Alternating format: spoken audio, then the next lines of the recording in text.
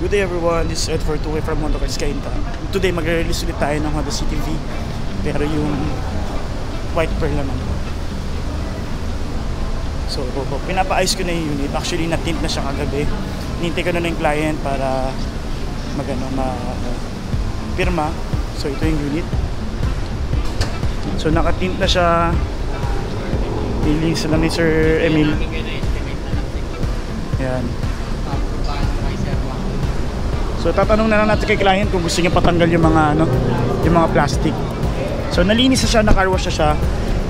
Do-double check na lang natin kung may mga damage siya, pero more or less wala naman kasi nasa loob to ng So tatanggalin lang yung mga parang natuyong mga alikabok. Yung parang watermarks yung galing planta. Pero yung mga watermarks na yun, very light lang siya. Hindi siya yung parang hindi siya yung mga makakapal lang kumbaga pag winax siya matatanggal. Parang ito. So mga hindi kaya ng mga car wash. Pero so far yan, mukha namang malinis. Naman siya, walang damage. So later, samahan nyo ako, demo natin to, papapirma tayo sa client. Tapos maganda yung promo nito. So kung mga interested dyan for the Honda City, dami natin promo, Brio, City, BRV, halos lahat may mga lowdown tayo. So kung interested kayo, kontakin nyo ako. So yun guys, habang iniintay natin yung kliyente, ipapakita ko sa inyo yung mga for release pa rin natin. So medyo madami pa tayong kliyente for the month of November. So mga pahabol. So kila Ma'am Ria, ito, double check ko lang kung ito yung mismo. Pero for the BRV VX yun, na Opal, check ko lang kung sino dito sa dalawa. So may iniiwasan lang kaming coding, so check ko kung saan yung pwede. And then yung natin, ito, kila Sir kila Ma'am Micaela and Sir Jeff dito. So by Tuesday pipilitin natin ma-release siya. Tapos kay Ma'am Grace ito, release natin. So nagano lang kami ng sa BRV ay from V mag-VX na sila, all wheel drive na blue. And then meron pa tayo na isa, si Sir Gio na gray naman, baka nandito sa loob. Kasi madami tayong dumating na S, na V. So baka yung nandun. Check natin. So baka yun nandun sa dulo na V variant. So yun, yung V variant ng Honda City na yan kay Sir Gio. Tapos yung may mga naghahanap pa dyan, may mga BRV pa tayo, HRV, tapos V variant ng Honda CRV na puti. Yan, tapos Brio. Yan. Then meron tayong ito, V variant ng Honda City, na V yun. So more or less parang kay Sir Gio to. So Sir Gio, dumating na yung unit natin. So ipapaprepare ko na lang. So madami tayong mga dumating na unit na bago. So ito, pansinin nyo, wala masyadong unit kasi. Tapos yun, may Obsidian Blue tayo na V variant, baka naghahanap kayo. Tapos Honda City na RS, ang dami, yung red na sa labas. So pansinin nyo, konti lang yung unit namin kasi ginagawa ng dealer namin. Hindi kami nag-i-stock ng sobrang dami para magkaroon ng damage dito sa mismong natin stockyard. And plus, na hindi maiiwasan kasi pag sobrang dami napupunta dito sa labas, which is nagkakaroon na maganda kasi okay lang sana kung mabilad siya ng saglit lang. Pero kung mag-stock ka ng sobrang dami tapos may stock lang dito sa labas, magkakaroon ng mga watermarks. Yun ang iniiwasan ng dealer namin para walang mga masyadong matrabaho. So ang ginagawa namin, nagpapa-deliver na lang kami, nag-order na lang kami kay planta kasi madami namang stock doon ng Honda City, BRV, ganyan. So hindi kami nag-stock na sobrang dami, kaya mapapansin nyo pa iba-iba yun na post ko. So mamaya i-demo natin yung Honda City na V na puti, tapos samahan nyo ako. So yun, sir, check muna natin, ikutan lang natin.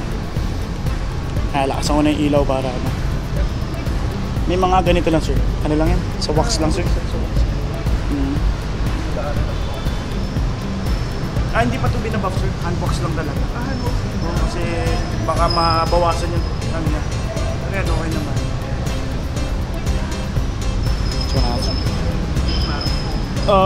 Minsan di ko na. Sir, yung plastic, di ko na patanggal Gusto mo patanggalin? Tanggalin ko na lang mamaya.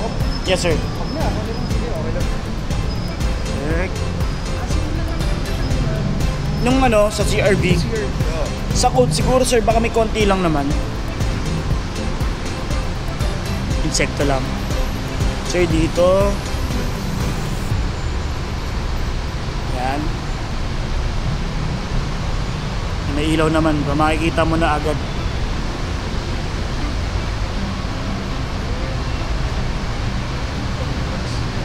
Mag-cern nga, 16 inches na yan, okay na. Kasi sa 15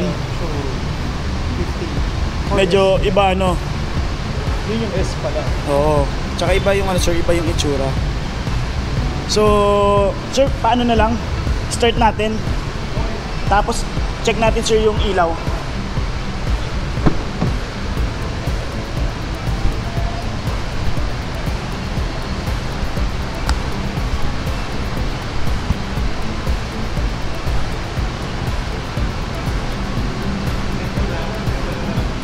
Sige. Start ko sir Ako na mag-start. Ayan. Buksan natin lahat.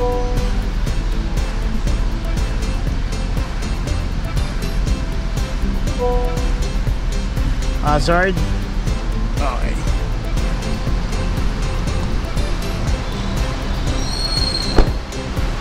Sir, check natin. Headlight. Naka high beam na yan sir. So, ikaw na bahalang magano. Malamang yan, papa-LED mo agad. Tapos side turn lamp, signal lights. DRL kasi sir, puti na to LED na kasi talaga to So yung projector light lang tsaka halogen, pati yung fog lights natin. Pero nagtanong ako sa tropa, isang bulb niya, kung gusto mo yung low beam lang, parang nasa around 3,000 ganun lang. 2,500, parang 2,500 lang isang bulb. So pares 5,000. Sir, dito sa likod naman,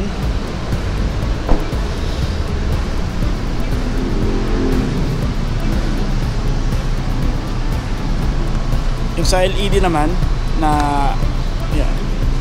LED, tapos ito bulb lang. Tapakan ko sir, check mo kung may ilaw. Tapos pati yung ano, yung reverse light.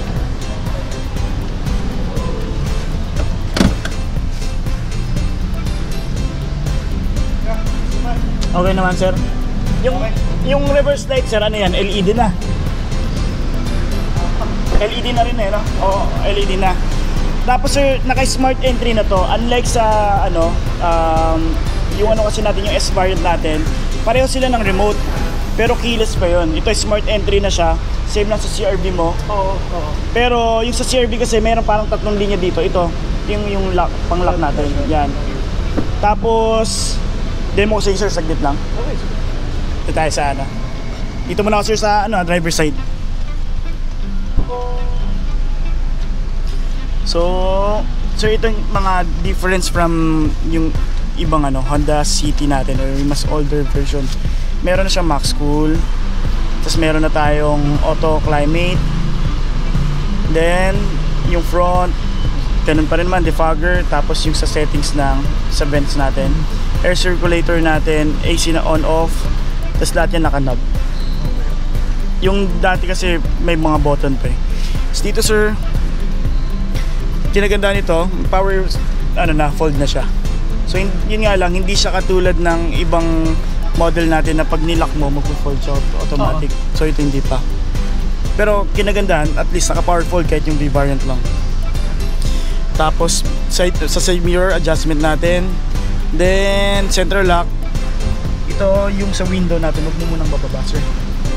Baba mo na, tanin mo na. Yes sir. Dahil sa tint. Tapos kinagandahan dyan, ito yung pinaka ano natin, leather na yan sir. Leather itong mga part na yan. Yan. Kasi yung previous naman dati, leather ito pero dito mga puti. Yung V-variant puti-puti. Yan ganyan. Tapos yun nga lang sa sidings, fabric siya. Pero ano naman, maganda pa rin naman siya. Then meron siyang side airbag sir. Kaya pag tinanong mo bakit walang free na seat cover, kasi bawal siyang lagyan ng seat cover since meron siyang side airbags. Tapos ito natin sir.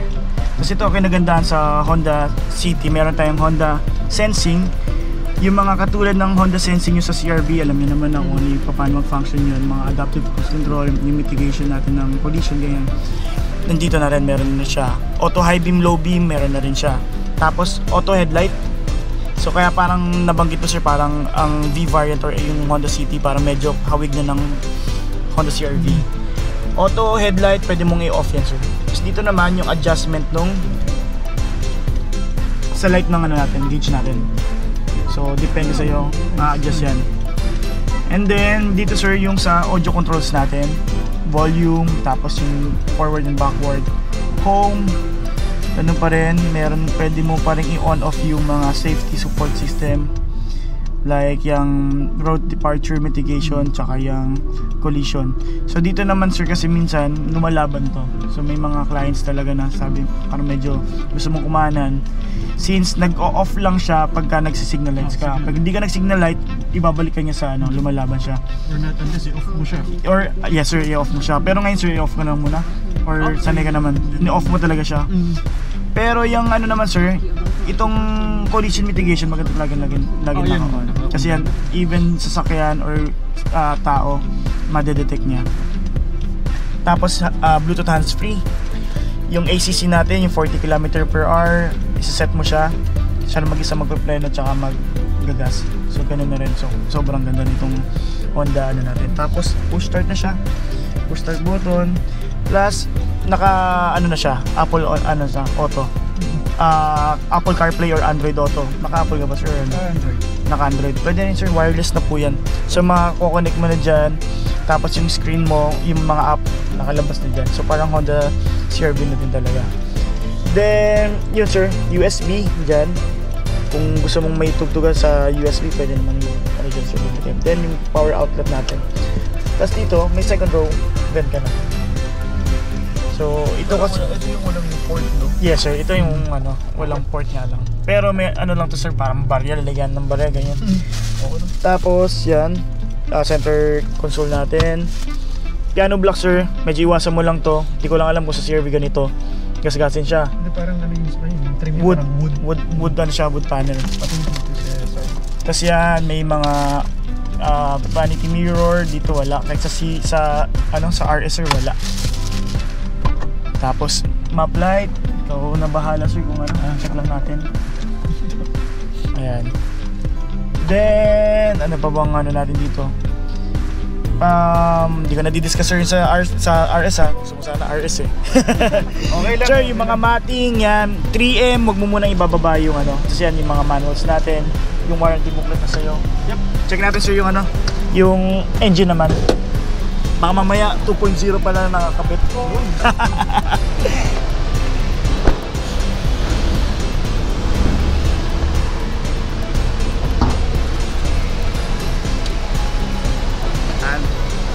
So ang engine niya 1.5 engine sir, double overhead cam na to, nakakabit.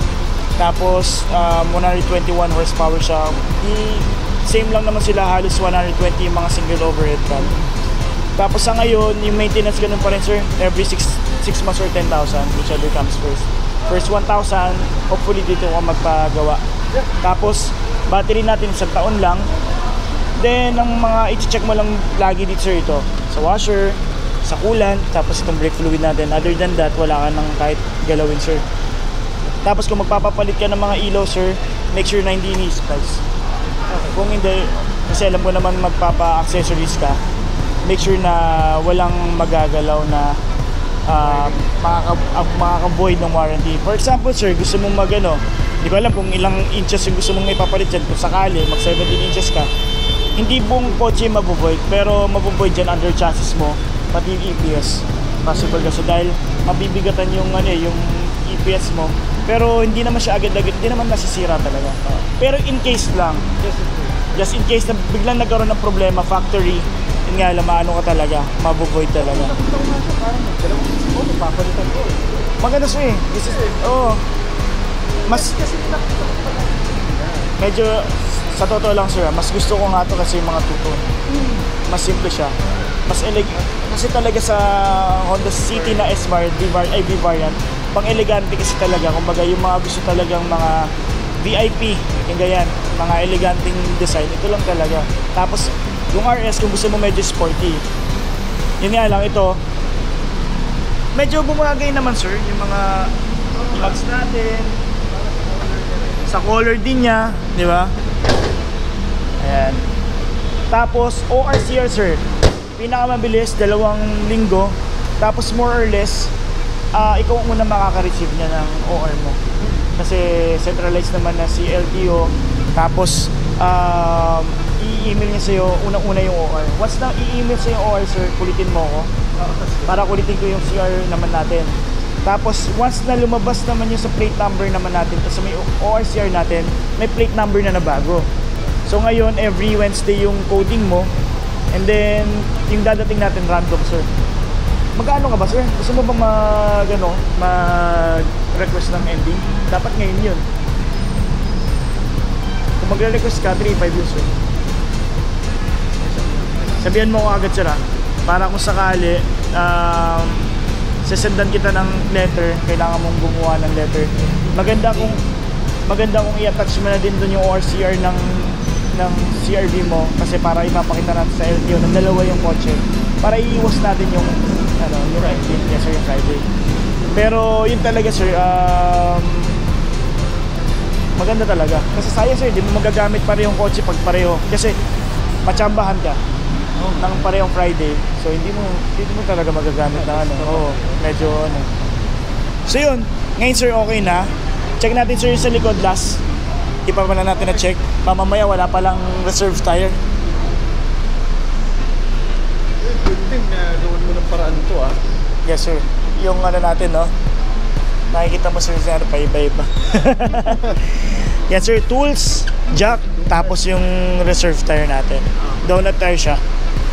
Kasi number 1 siguro baka sir naman parang full size. Pwede siya sir, actually pwede siya. Yun nga lang tinatawag nila ng space saver, hindi ko alam kung bakit space saver, pero yung pinakalalagyanan natin dyan ng reserve tire, kasya talaga yung yung mugs natin. Okay. So pwedeng rin, reason niya is nagka-cut ng cost ng kotse. Kasi medyo, sa totoo lang, medyo pricey na rin si Honda City. Parang wini-worry ko kasi baka umangat yung? Mukhang hindi naman sir.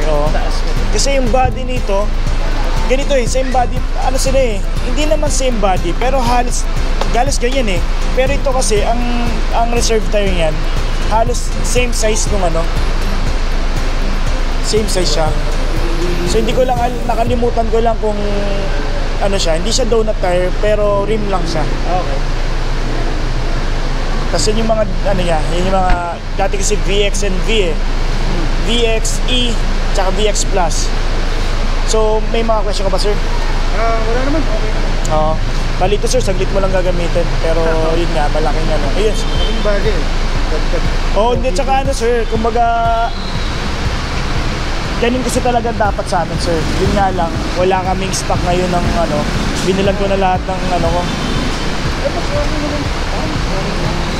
Bumagay kasi dahil sa kulay. Pero saglit lang sir yan, saglit lang yan. Yung iba sir ganyan waiting na gano'n. Kasi parang sobrang clean naman kasi then naulan sir yan, nabasa na, wala na.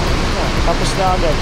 So sir, okay na tayo. Pwede ka nang sulibat at alam ko may lakad ka. Okay. Pag may mga question ka pa sir, anin mo lang, text mo lang ako. Kontakin mo lang ako anytime. Alam mo naman, pag gising ako sir, sasagot naman agad ako. Yes sir. Madalas sa mga kain ko, mga panggabi sir. Alam mo yung panggabi ka rin. So yes sir, maraming salamat. Yes sir. Thank you Ano na tayo sir? Gusto mo na? Baka malate ka pa sa lakad. Late ka na talaga. Mga gamit mo sir, nandiyan pa? Okay na. Sige sir. Paano kita sir? Ay, okay na ba sir? Picture tayo?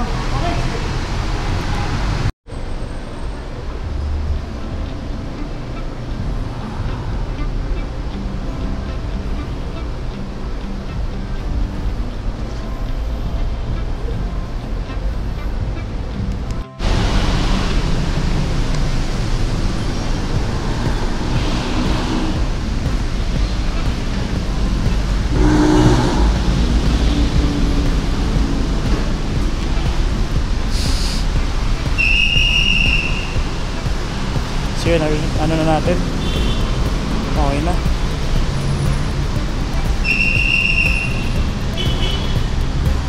Thank you, sir. Thank you. Sir? Wala na, sir. Nabigay ko na lahat yan, sir. Thank you, sir. Ingat ka, ha. Balitaan tayo, sir. Yun. So, itayin na natin. Medyo maulan.